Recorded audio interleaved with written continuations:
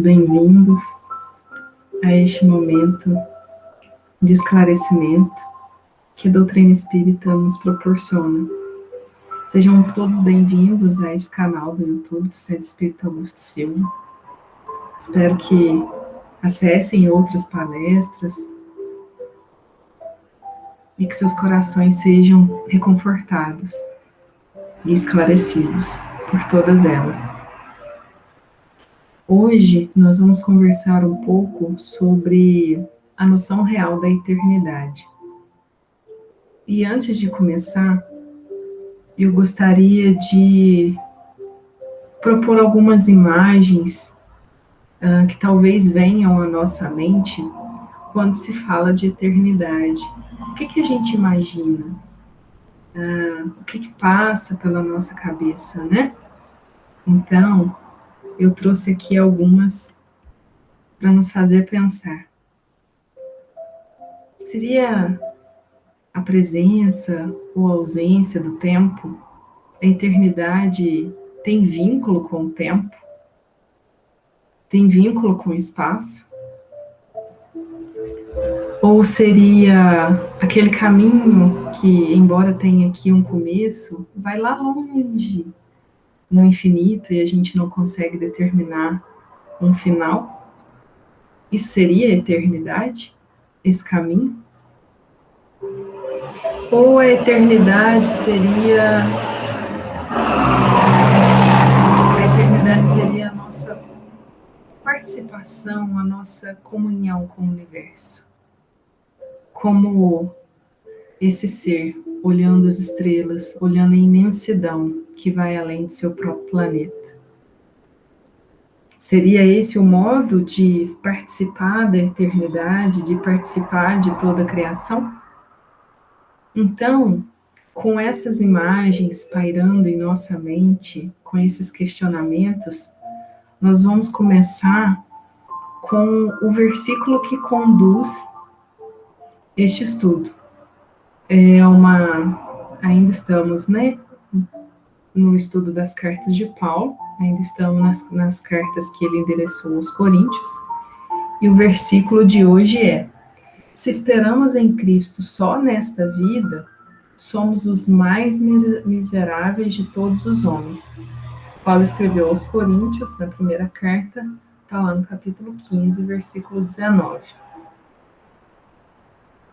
Então, ele diz que se a gente espera, e aí não é em Jesus, é em Cristo, em sua essência, só nesta vida, e aí gostaria de deixar claro, nesta vida material, nós somos muito limitados.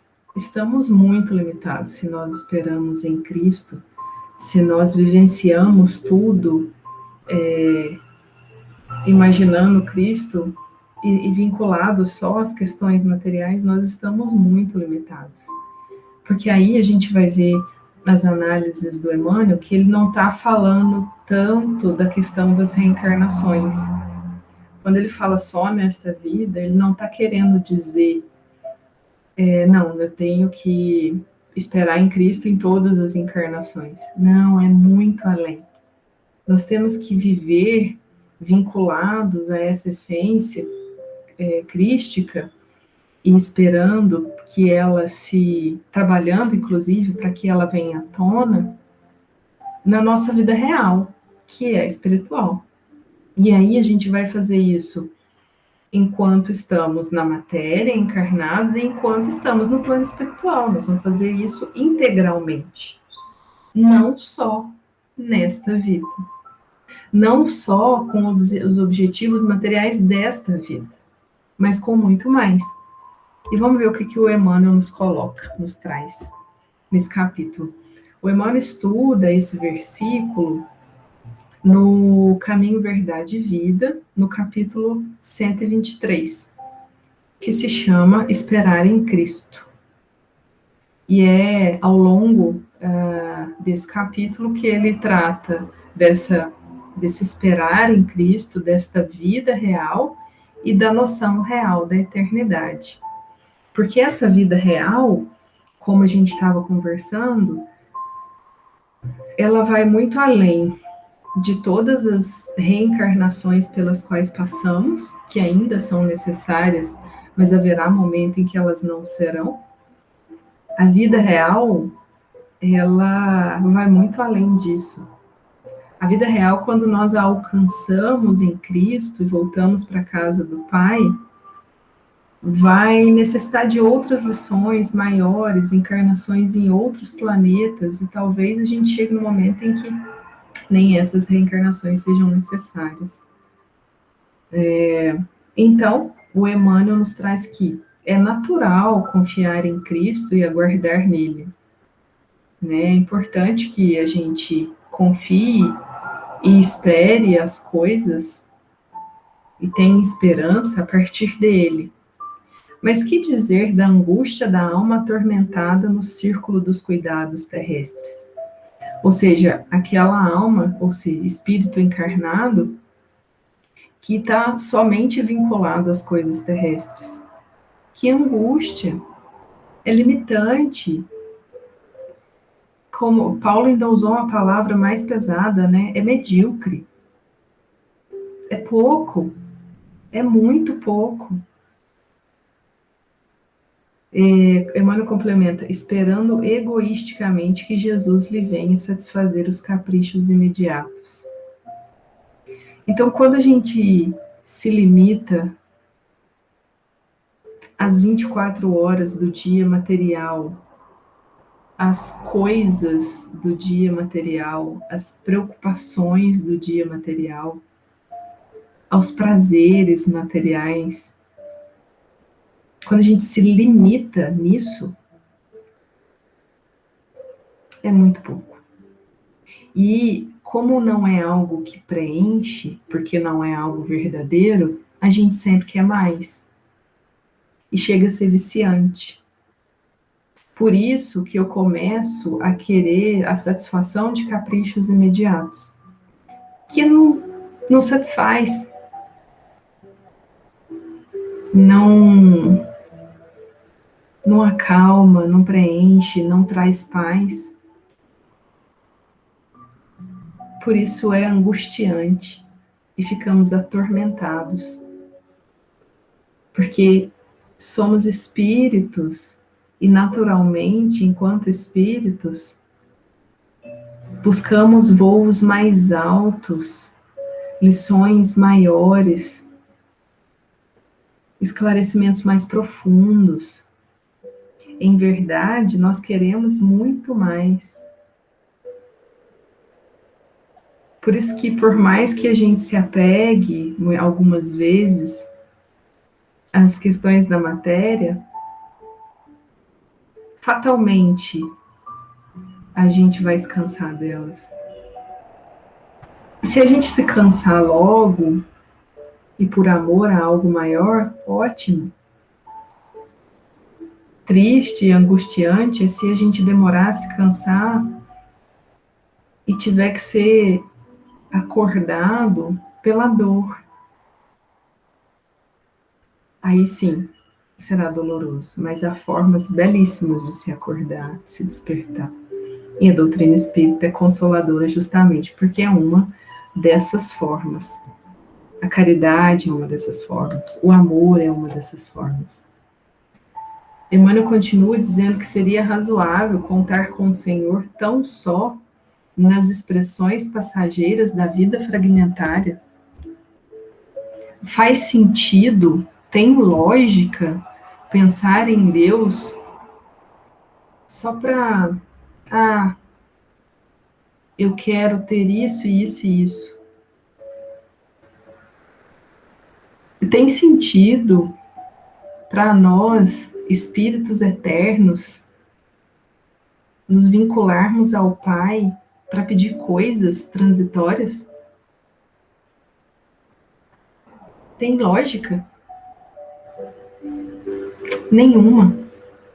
Como espíritos eternos, naturalmente nós buscamos coisas, sentimentos, situações eternas, vivências eternas, experiências eternas. não essas expressões passageiras da vida fragmentária, como o Emmanuel coloca. Por isso que não faz sentido, não é razoável. Por isso que em algum instante a gente se depara com um vazio, porque é do que nós vimos até então tentando nos preencher, de vazios, pacotes vazios. E aí, uma coisa que sempre fique claro, que a gente sempre deixa claro, vivenciar as coisas materiais, experienciá-las, buscar um trabalho digno, buscar um conforto e segurança, nada disso é errado, tá tudo certo, tá tudo bem. Mas não pode ser esse o nosso objetivo, isso é ferramenta. O material que eu levo para a escola, quando eu vou sentar na sala de aula para estudar, o material, o caderno, o lápis, isso é meio. A minha finalidade é aprender aquilo que o professor está tentando me esclarecer. E aprendido, sair da sala de aula, praticar. Essa é a lição do planeta Terra Escola. Tudo ao que de material nós temos acesso é material escolar, é meio que nós devemos cuidar, pelos quais nós devemos zelar, mas com um objetivo maior. Essa é a questão. O vínculo com o Pai é por um objetivo maior, não pelas questões passageiras dessa vida fragmentária. É isso que o Emmanuel quer nos dizer hoje. É indispensável descobrir a grandeza do conceito de vida. Vida.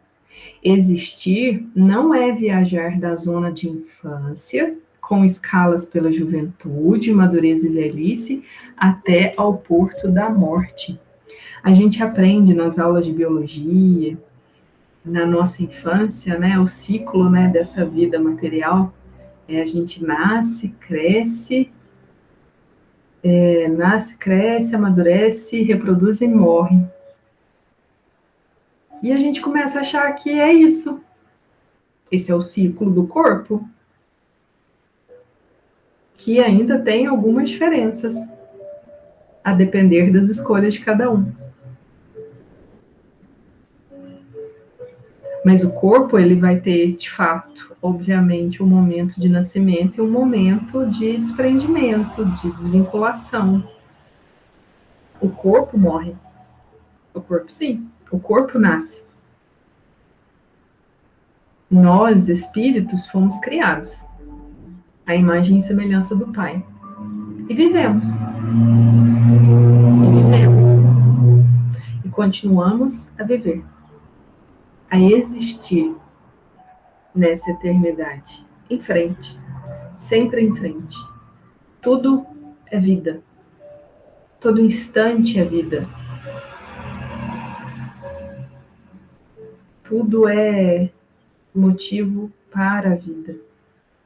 Toda a luta é pela vida. E da melhor maneira que nós sejamos capazes, naquele momento, de expressar. E a cada instante nós nos expressaremos cada vez melhor. Porque quando nos aproximamos do Pai, nos aproximamos da nossa essência divina. E, portanto, nos expressamos melhor e mais naturalmente. Sem que tenhamos que nem pensar para isso. É natural. Como quando a gente aprende a dirigir. Nos primeiros instantes, nas primeiras tentativas, a gente pensa para trocar de marcha. A gente pensa entre os pedais e a direção e o câmbio. Aprendido e treinado, quem já dirige há mais tempo sabe o que eu estou falando, não pensa. Quem pilota uma moto há muito tempo já não pensa. Toma cuidado, presta atenção. Mas essas manobras treinadas, não pensa. O que é mais que o Emmanuel nos fala? Então, o que é a vida? A vida é participar da criação, pelo sentimento e pelo raciocínio. É ser alguém e alguma coisa no concerto do universo. Quando a gente fala ser alguém, o ser, ele demonstra ação, movimento, gestão das suas atividades. Um ser ativo. Então, a gente vai participar de tudo isso, da criação, tanto no âmbito material quanto no âmbito espiritual, agindo. E ao ser alguém e alguma coisa. Quando que nós somos alguma coisa? Quando nós somos instrumentos. Quando o Pai, a espiritualidade age por nós. Então nós precisamos ser bons em atividade e bons instrumentos. Quando a gente se prepara, estuda, de repente acontece uma situação e a gente fala uma coisa que a gente fala, mas nunca pensei nisso. Mas inspiração vem. A gente não tem ideia de quando a gente é utilizado como instrumento. Muitas vezes é de forma inconsciente. A gente simplesmente é alguma coisa no concerto do universo. Na introdução do Evangelho segundo o Espiritismo, está lá no terceiro parágrafo dessa introdução, que nos coloca como esses instrumentos do concerto divino, como em meio a uma orquestra, com uma música belíssima, que a gente nem tem condições de ouvir ainda, mas que já vibra aqui, devagarinho e suavemente no nosso coração. Então, ó, o Emmanuel deixa claro, a gente vai participar dessa criação com aquelas duas asas que ele sempre deixou claro, o sentimento e o raciocínio. Tem que fazer sentido, tem que ser lógico, tem que ser claro, eu tenho que estar consciente do que eu estou fazendo. Por isso, pelo sentir e pelo pensar, eu preciso estar presente na criação. Então, vamos retomar aqui as imagens que a gente colocou no início. A gente tinha colocado essa imagem sobre a eternidade, né, que seria, será que é a ausência do tempo, ou é um tempo que não se acaba? A gente colocou esse caminho que tem um começo ali, no primeiro degrau, mas que a gente não vê o fim. Será que é isso, a eternidade? E a gente colocou essa pessoa olhando para a criação. E aí eu pergunto, né, quando o Emmanuel colocou que nós temos que participar da criação, essa pessoa, será que ela está participando da criação? Ou ela está só admirando? É aí que nós temos que refletir, porque olha a frase do Emmanuel, é participar da criação pelo sentimento, pelo raciocínio, é ser alguém e alguma coisa no concerto do universo.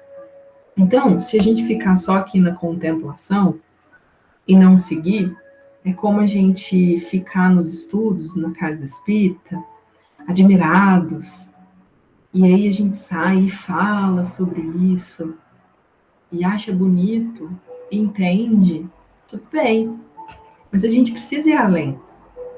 E aí eu trouxe duas imagens para exemplificar como a gente pode ir além e participar de fato da criação. Que é quando a gente se relaciona com as pessoas e as acolhe da melhor maneira que nós formos capazes. Quando a recebemos integralmente, como elas são, e as auxiliamos, as compreendemos quando pedimos ajuda, ou seja, quando nos relacionamos com as pessoas e com a natureza, aqui nesse âmbito material. Porque há uma outra natureza em outro nível no plano espiritual. Há outras relações mais profundas que nós já começamos a desenvolver aqui no plano da matéria. Porque queremos ir além. Porque queremos ultrapassar esses limites. Porque queremos sair da mediocridade que Paulo de Tarso nos colocou. Então, aí sim, a gente participa da criação com sentimento, com raciocínio, sendo alguém e alguma coisa no concerto do universo. O Emmanuel ainda continua nos dizendo que é imprescindível, portanto, esperar em Cristo com a noção real da eternidade. Com essa noção dessa vida de verdade, dessa vida maior, da nossa existência real, que extrapola tudo isso, que nós vemos e tocamos. A lição que extrapola os lápis e os cadernos e a sala de aula, que extrapola até o que o professor diz, que se mistura às nossas experiências e vivências e traz um outro produto. Daí que vem a riqueza de nós nos relacionarmos, de nós trocarmos vivências e vibrações, de nós auxiliarmos uns aos outros. Quando eu acho que estou ajudando alguém, estou, mas estou sendo muito mais ajudado. Quando eu aprendo, quando eu cresço, quando eu saio diferente daquele instante, quando vira uma chave. E aí eu alcanço a noção real da eternidade. E aí, se alguém fala ou faz alguma coisa desagradável em direção a nós, a gente entende a limitação daquela pessoa, entende que vai ficar lá no ar, vai se desfazer, porque é só o que ela pensa. Porque a vida é maior do que o que ela falou e fez. Como vai ficar escrito na consciência dela, ela vai responder por isso, assim como nós. Quando fizermos ou dissermos alguma bobagem, vamos ter um registro disso e teremos a chance sempre de corrigir tudo isso com amor. Não com aquela sensação de resgate, mas com amor. Temos muitas oportunidades de corrigir esses mal entendidos com o bem, o tempo todo. Por isso que a caridade, ela ajuda muito mais, talvez, quem faz do que quem recebe. Quem está fazendo está tendo a chance de resgatar algumas questões com alegria, com leveza. É por isso que Jesus fala que se a gente faz assim as coisas com Ele, na companhia dele, é tudo mais leve, a cruz é leve. A cruz está lá, mas ela fica mais leve, mais suportável, consciente, realizável. E o Emmanuel ainda segue nos dizendo que essa filosofia que a gente tem de imediatismo aqui na Terra nos transforma em crianças. A criança, ela, naquele momento de infância, nós ainda não temos noção, nem em termos materiais, da grandiosidade das coisas que estão acontecendo. A gente não tem noção das preocupações dos nossos pais, os nossos tutores. Então, tudo se resume ali àquela brincadeira daquele momento, ao alimento daquele momento, aquele instante. O lado positivo da energia infantil é o viver o presente e enxergar o bem em tudo. O lado infantil de tudo isso é só enxergar o presente, só querer aquelas coisas. E naquele instante, eu quero isso e quero agora. Isso é infantil. Isso é algo que nós praticamos na nossa infância. E se vivermos na filosofia do imediatismo, continuaremos a praticar mesmo na vida adulta. Eu quero isso e quero agora. Custe o que custar. E a quem custar. Então nós temos que tomar muito cuidado de como nós estamos lidando com o contexto, com as pessoas que estão ao nosso redor, com todo esse material que o Pai nos deu acesso para o nosso crescimento e para o bem coletivo que nós pudermos proporcionar. Então, tem uma proposta aqui, falando em tempo, vamos falar sobre o tempo? Eu quero aproveitar essa poesia que nós vamos ler juntos, do Khalil Gibran, que está na obra O Profeta, chama Sobre o Tempo, esse capítulo. Quero aproveitar a imagem da amplitude ali, do entardecer, que é o que a nossa visão material ainda alcança e já é belíssimo, e encerrar esse nosso encontro com essa leitura reflexiva, para que cada um sinta aí as vibrações dessas palavras sobre o tempo, sobre o nosso entendimento de infinito, de eternidade, de vida real. Vamos ver o que o Khalil Gibran nos traz.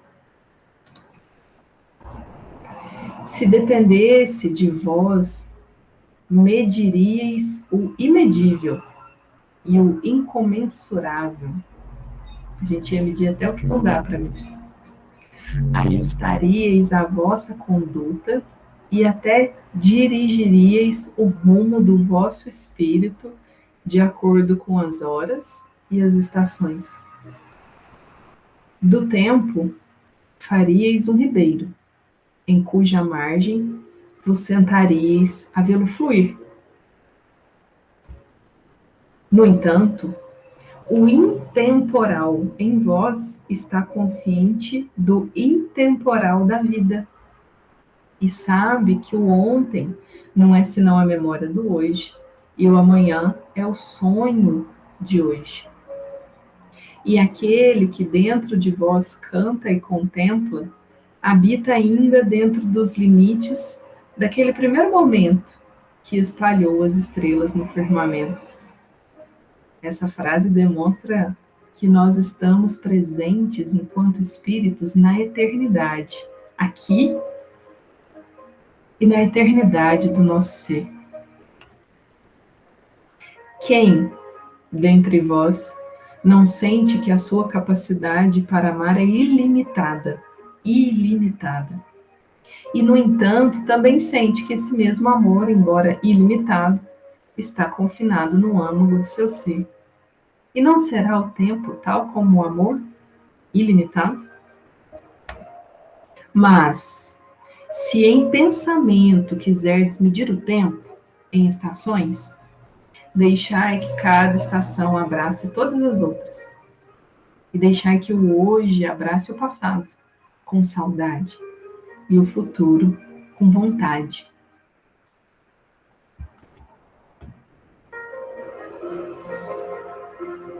Deixemos que o nosso espírito abrace a vida e que a gente, manifestando aqui nesta matéria e neste corpo, também abrace a vida.